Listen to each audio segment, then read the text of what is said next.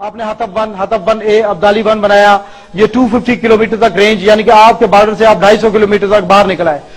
दुश्मन आपके बॉर्डर से 250 किलोमीटर दूर हो, आप इसको हिट करने की पोजीशन में आ गए। उसके बाद गजनवी बनाया आपने, 300 किलोमीटर तक आपकी रेंज बढ़ गई।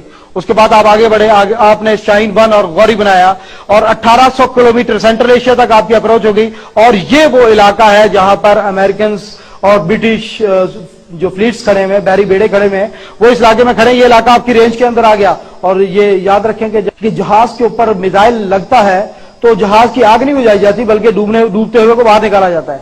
उसके नीचे कोई सुतून नहीं होता, सुराख हो गया, नीचे गया। जो अलकायदा वालों ने एक किश्ती मारी थी यूएस डिस्ट्रॉयर पूल के अंदर, क्या हुआ था यमन के साहिल पर, वो जहाज पानी के अंदर डूब गया था, नीचे की तरफ गया था। और ये समुद्र के अंदर खड़े हुए बहुत कमजोर हालत के अंदर है। अल्लाह ने आपको मजीद तौफीक दी, आप आगे बढ़े। आपने शाहीन 2 और गौरी 3 बनाया, 3500 किलोमीटर आपकी रेंज, जॉर्जिया तक आपके मिसाइलों की रेंज हो गई। अल्लाह ताला ने आपके ऊपर आसान किया। उसके बाद आप आगे बढ़े और आगे बढ़कर आपने शाहीन 3 बनाया, 4500 किलोमीटर रेंज, आप यूरोप तक पहुंच चुके थे। यूरोप के बहुत से मुल्क आपकी रेंज के अंदर आ गए। रशिया 40% आपकी रेंज के अंदर था, मंगोलिया, चाइना और ये अफ्रीका के बहुत से ममालिक आपकी रेंज के अंदर आए। अल्लाह ने आपको मजीद तौफीक दी, आप आगे बढ़े और आगे बढ़ के आपने फिर 2010 के अंदर टीपू 1 और टीपू 2 7500 किलोमीटर रेंज का इंटरकॉन्टिनेंटल बैलिस्टिक मिसाइल, जो कि एटॉमिक और कन्वेंशनल हथियारों को ले जाने की सलाहियत रखता है। और यूरोप का कोई शहर, कोई गली ऐसी नहीं है जो कि आपके एटमी और रिवायती हथियारों की जद से बाहर हो। अल्लाह ने आपके ऊपर यह एहसान किया, इस जमीन के 2,74,00,000 मुरब्बा किलोमीटर के इलाके को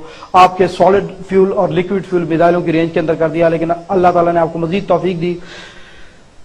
आपने इस दुनिया में एटम बम के बाद सबसे खौफनाक हथियार आबदोज में जो एटॉमिक आबदोज है उसकी रेंज ज्यादा है, लेकिन एटॉमिक आबदोज को सोनार डिटेक्ट कर लेता है कि कहां पर मौजूद है।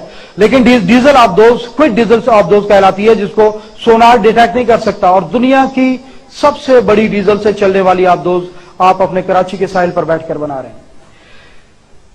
यह आबदोज 3 महीने पानी के नीचे रह सकती है, 10,000 किलोमीटर सफर कर सकती है, 6 एटॉमिक मिसाइल ले जाने की सलाहियत रखती है। और ये जो missile Babur missile, cruise missile आप बना रहे हैं, समुद्र के नीचे से फायर किया जाने वाला, ये मिसाइल पूरी दुनिया को बढ़ता है हैरत में डाले हुए कि ये जब पानी से निकलता है, पहली बात है इसकी आबदोज को कोई डिटेक्ट नहीं कर सकता। और आबदोज के पहुंचने के बाद ये जब निकलता है फजा में एक बुलंदी पर पहुंचकर इसका बूस्टर इससे अलहदा हो जाता है, इसके विंग्स खुल जाते हैं, ये नीचे पानी की तरफ गिरता है, 100 फुट की बुलंदी पर आ जाता है और कोई भी लॉन्ग रेंज रेडार इसको डिटेक्ट करने की सलाहियत नहीं रखता। और ये ग्लोबल पोजिशनिंग सिस्टम के तहत चलता हुआ ये आगे बढ़ता है और आगे बढ़कर अपने टारगेट को ट्रैक करता है। अपने टारगेट की तस्वीर इसे दी गई होती है और उस टारगेट के ऊपर हिट करता है। पहाड़ आते हैं, ऊपर उठ जाता है, पहाड़ खत्म होते हैं, नीचे उतर आता है। अगर टारगेट पहाड़ के दूसरी तरफ है तो घूम कर आकर अपने टारगेट के ऊपर गिरने की सलाहियत रखता है। और ये अल्लाह का एहसान है आपके ऊपर। और मैं आपको बता दूं कि जो जदीद दौर की जंगें हैं उसमें आबदोज इंतहाई खतरनाक पोजीशन की हामिल चीज है। जो एटमी जंगों का डिटर्नेंट है आबदोज।